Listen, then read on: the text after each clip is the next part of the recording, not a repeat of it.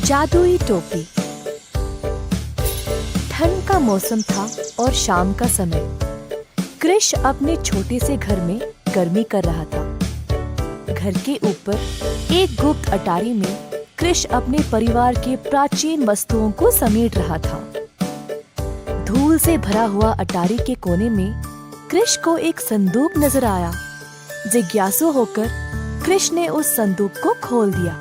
एक चीज ने कृष का ध्यान खींचा, एक बहुत ही अनोखी काली टोपी।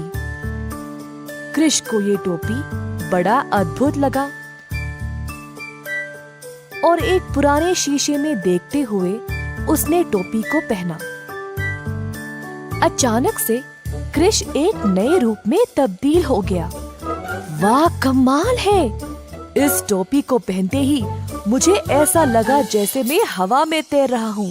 तो वह आश्चर्य रह गया क्योंकि वह सच में हवा में तैर रहा था। कृष के दिमाग में ये योजना थी कि वह एक सर्कस बनाएगा। उसने सोचा कि वह गजब की चीजें और अद्भुत चमत्कार दिखाएगा जो कोई सोच भी नहीं सकता। ये काली टोपी कृष की पूरी जिंदगी बदलने वाली थी।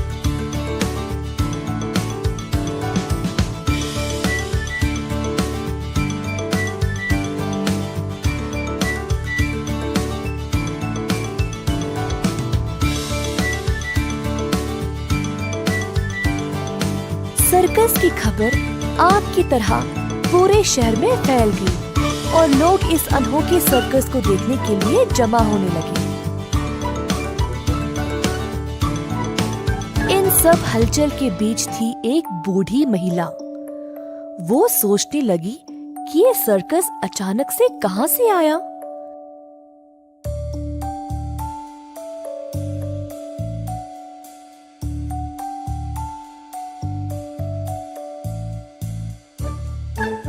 एक साधारण व्यक्ति जिसके पास कुछ भी नहीं था, वो इतना गजब का सर्कस कैसे शुरू कर सकता था। उत्सुक होकर बूढ़ी महिला ने कृष का पीछा करते करते उसके घर पहुंची और उस पे जासूसी करने लगी। घर की खिड़की से झांका तो बूढ़ी ने कृष को वो जादुई टोपी को उतारते हुए देखा। बूढ़ी महिला उस टोपी को अब चुराना चाहती थी, अपने आप को जवान और सुंदर बनाने के लिए।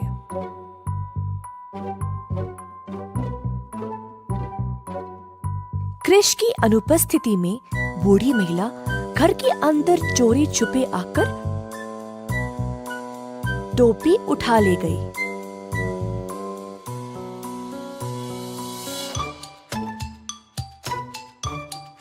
अगली सुबह कृष पागलों की तरह घर में उसकी टोपी को ढूंढ रहा था।